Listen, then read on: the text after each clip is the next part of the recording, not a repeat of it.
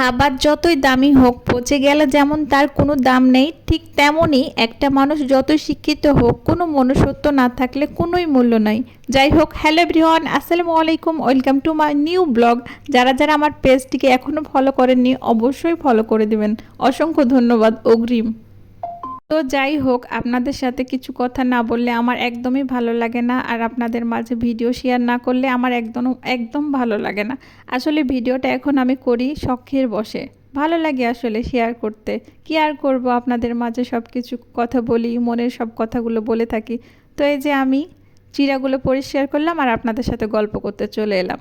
কারণ চিড়া কিনলাম, চিড়াগুলো তো কেনা চিড়া, ভালো হয় না, তো পরিষ্কার করে ফেললাম। আর চিড়ার দেখেন কতগুলো এগুলো ময়লা বের হয়ে গেল, মানে আধা কেজি মনে হচ্ছে ময়লা। ক্যামেরার সামনে তো এত কিছু দেখানো যায় না। এগুলো আধা কেজি, 2 কেজির মধ্যে যদি আধা কেজি প্রায় ময়লাই হয়, মানে গুঁড়ি বেশি। আসলে কেনা চিড়া মানে বরকত হয় না আর কি। সবাই বলে কেনাতে বরকত হয় না যে কোনো। আর যেহেতু আমরা কম কিনে খাই, এজন্য মনে হয় যে এগুলোতে বরকত একটু কম হয়। বাড়ির চিড়া হলে খেতেও মজা লাগে, সব কিছুই মজা লাগে। তো যাই হোক, এখানে আবার আমি ভুলভাল কাজ করেছি, ভাত রান্না করেছি কিন্তু ভালো করে সিদ্ধ করতে পারি নাই। এটা হচ্ছে কিনা চাল, মিনিকেট চালে রান্না করেছি। তো দেখেন কত শক্ত হয়ে গেছে। তো আমি কি করলাম, এগুলো কালকের ভাত ছিল, এই জন্য আমি আরেকটু ধুয়ে নিলাম, ধুয়ে আবার গরম করব, মানে আরেকটা শীষ দিয়ে নিব বা পাতিলে রান্না করে ফেলবো।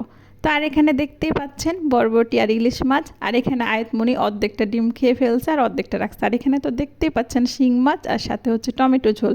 অনেক মজা, তাই না? আপনারা পছন্দ করেন? আপনারা যদি পছন্দ করেন অবশ্যই কমেন্ট বক্সে জানিয়ে দেবেন। তো যাই হোক, এখানে চিড়া ভিজানো হচ্ছে, কারণ ইফতারির পর আর কি চিড়া ভিজিয়ে সাথে অল্প করে চিনি মিক্স করে আমি খাবো, কারণ এতে আমার পেটটা অনেক ঠান্ডা হয়ে যায়। আপনাদের কেমন লাগে বন্ধুরা? অনেকে আবার পছন্দ করে না, বলে গেয়েও ভূতরা খায়, কিন্তু না, আসলে চিড়া দিয়ে একটু মানে চিড়া ভিজিয়ে রাখলে তারপর একটু অল্প করে চিনি মিশিয়ে খেলে মনে হয় একটু শক্তি আসে ভেতরে। আর এখানে দেখতেই পাচ্ছেন বেল, তবে কি এটা দেশীয় বেল না, এটা হচ্ছে বিদেশি বেল। তো যা পাওয়া যায় আর কি, ইফতারের পর বেলের শরবত খেলেও মানে ভালো লাগে আর কি। ভাজা পোড়া খাওয়ার চেয়ে শরবত, ফলমূল খাওয়া এসব ভালো আমার মনে হয়। এই জন্য তো বেলের শরবত খাই, তারপর চিড়া খাই, বা চিড়ার সাথে চিড়া ভিজিয়ে একটু চিনি খাই। এগুলো খেলে মনে হয় উপকার আসে, ভেতর থেকে একটা শক্তি আসে, বা নেক্সট রোজা করব এই জন্য শক্তি পাই।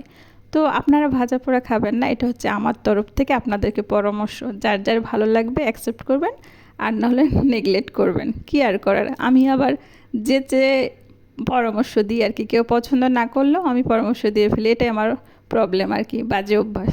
যাই হোক, অনেক কথা বলে ফেললাম, আপনাদের সাথে না বললেও ভালো লাগে না, এজন্য বলে ফেললাম।